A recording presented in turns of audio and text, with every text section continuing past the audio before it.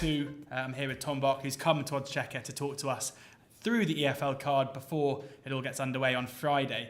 And at the top end of the League 2 market, it's a bit of a three-way tie. We've got Notts County are 13-2, MK Dons are 7-1, and Lincoln at 8-1. Those three are clear in the market, ahead of Mansfield at 10s, Cobblers at 12s, Swindon are 18-1, as are Bury.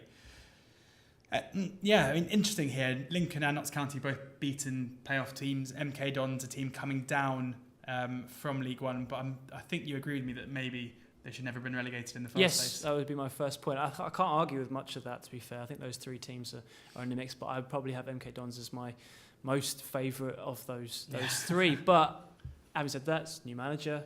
You don't know how it's going to work. Paul Tisdale's clearly a long-term kind of manager, but he seems very hungry to have made the move that maybe he definitely could have made and higher a long time ago. But in MK Dons, probably I think most people would agree, apart from MK Dons fans, probably the least fashionable club in the country because of their history. But if you go to Stadium MK, it is a wonderful stadium. They're clearly their facilities are great. Their academy, Dele Alli. I mean, they've got a lot of credibility when it comes to bring through players, and he's pinched quite a few players off Exeter. He's got a solid squad. It's not like it's changed completely. It just comes back to what you're saying. I think through mismanagement or poor choices, that's why they find themselves where they are. But maybe in the long term it could be better. I mean, look, Robbie Nielsen was highly rated. It didn't work out. Turned to Dan Machiji, the man who helped bring through Dele Alli, and is known for his work at youth level. Didn't really work out either. No. But now with Paul Tisdale, someone who's got proven track record of bringing through players. All right, they haven't got promoted from League 2, but I think with Exeter, if you go down there, the difference between St James's Park and he got a promotion like 8 years ago from League 2, so he has done it before. Right, yes, okay. It was just in the short term. I just remember him going to Wembley twice in the last couple of years and seeing it not go too well. But I think look, last year it didn't go well against Coventry in the final, but they'd lost some key players. Ollie Watkins, who could well be playing in the Premier League this time in a couple of weeks.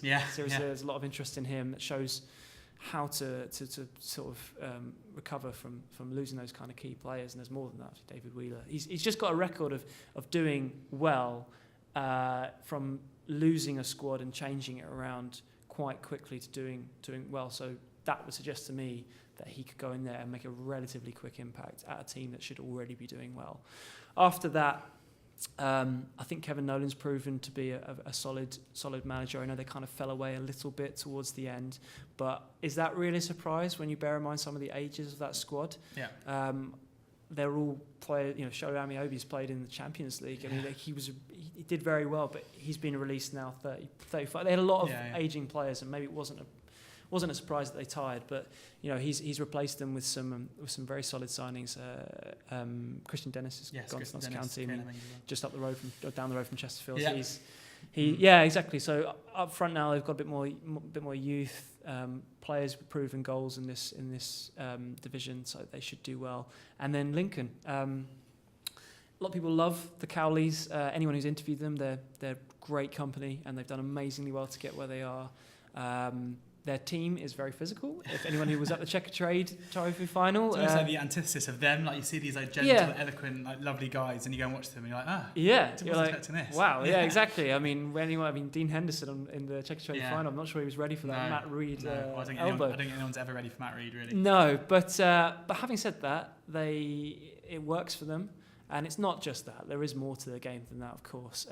And with the signing of John Akinde, who again is a very proven goal scorer if you get the best out of him, which Martin Allen was the expert at. You think he would slot into this sort of physical style of play very well. And all right, they lost Alex Woodyard. He was a good player as well, but they brought in quite some exciting players. Most importantly, they've kept the Cowley brothers, who had interest from all over the divisions. So I could see them. And they're a big club, Lincoln. They shouldn't, they should be fighting for promotion. It's easy to forget that as well because their time spent in non-league.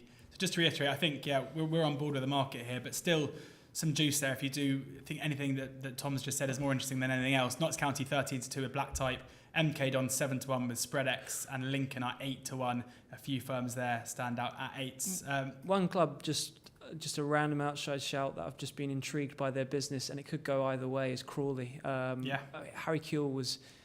So in Charlton seemed to be close to that Australian takeover. My understanding was it was very, very close. It still hasn't happened. That's another reason why Charlton, interested to see what happened there. But they were keen on Harry Kewell, so he's got a lot of stock, and I think he improved last season. And they've signed the likes of Romain Vincelot. They've lost a few key players as well. But Felipe Moraes, I mean, these 3-year deal at 32. Yeah, it's a gamble, but still to drop down to League Two, that's what I'm saying. They could go either way. They've signed some sort of veteran players approaching veteran territory, but also ones that you're like, I was looking and going, whoa, that was impressive, or at least it looks impressive. So could be one of those ones either way. They're 66-1 to win the league, 10-1 to win promotion. Crawley maybe an outside bet there if you're looking for one of those. Looking at the clubs around Crawley, because they're going to be one of the first ones we mentioned here in the relegation market due to the way that the market is shaping up. Morecambe, forever favourites for relegation. I think Jim Bentley absolutely loves proving people wrong. 7-2, they are joint with Yeovil to be the ones to go down. Just 2 relegation spots, of course, from League Two. Macclesfield, who've just been promoted and lost their manager straight away, are 4-1. Crawley 8-1. Forest Green 8-1. Cheltenham, who've lost Mo Issa, who we spoke about in the Championship video, 9-1. It's all fairly open here, and it almost seems like a bit of a guessing game beyond Morecambe and Yeovil. Yeah, I mean, I think those two, there's a reason why they're both there. But as you say, Morecambe are always favourites, and they've upset the uppercut every year, haven't they? But at some point, you feel like it may catch up with them. But I suppose, is there any particular reason why to think this year will be any different? I don't know. Yeovil, similar situation, and the one sort of aspect of their squad that makes me worry is Otis Khan's left for Mansfield, someone who is a creative player, but he delivers at this level. If you look at his stats, scored loads of goals, lots of assists. Take that out of your team, and it's gonna have an impact. So to be able to turn that around, Yeovil, similar situation to Plymouth, trying to attract players down there. As lovely as it is, anyone wants to go down. That part of the world is great, but players don't often think that way. That could be tricky for them. I'll be honest, those would be the two that I'd be mainly looking at, but. I mean, I wanted to ask you about one team who came that we saw Chesterfield had back-to-back relegations last season into the conference, and Oldham are a team who have been cut. I think they were 25-1 with Bet365 just 10 days ago. They're now 8-1 for relegation. I think there's been a lot of murmurings about maybe how the club's being run, maybe their recruitment strategy. 16-1 is still available. Do you have anything about how they went down last season? Well, they seem to be sort of self-inflicted. Signing players from.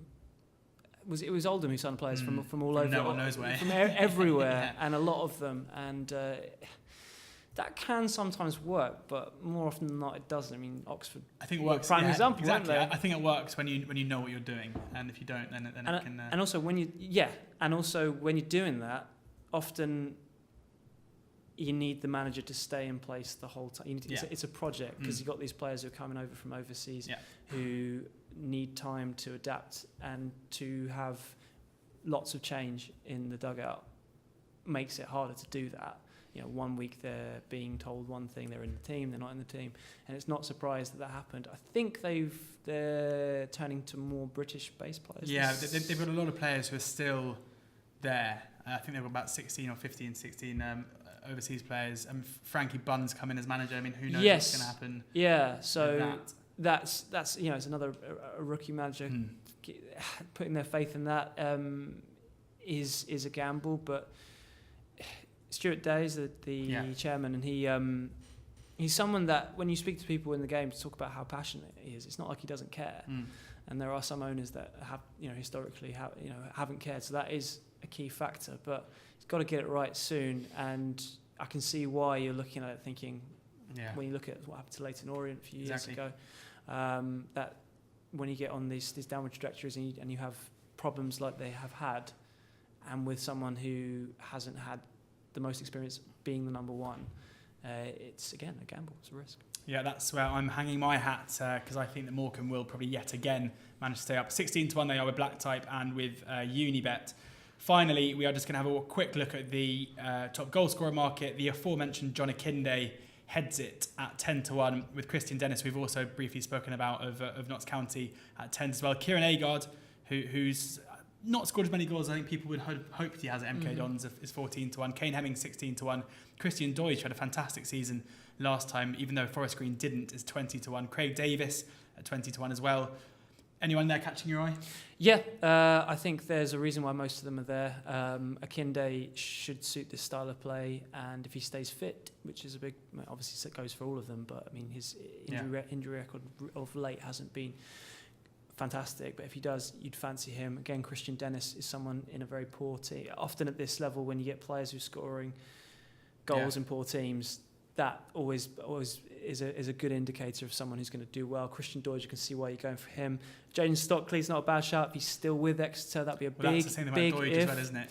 Yeah. Bristol Rovers seem to be circling. Yes, that wouldn't surprise me. Having lost Ellis Harrison, they do need a striker. Then you think Forest Green can probably maybe rebuff offers more than other teams at that level? Yeah, well, they did start last season. They had some decent money offered before they even started the league. So there's no particular reason why that should have changed now, based on Dale Vince's big ambitions for the club. I'd be more concerned about Jaden Stockley. Okay. I think someone like him. But having said that, having interviewed Jaden, he loves that part of the world. Having said all the things about other players, because he was there before, he went off to other places. I think he went to Scotland, didn't quite play that much, and he's very happy there. So it would take it'd take the right move to make that happen. Back to Kieran Agard.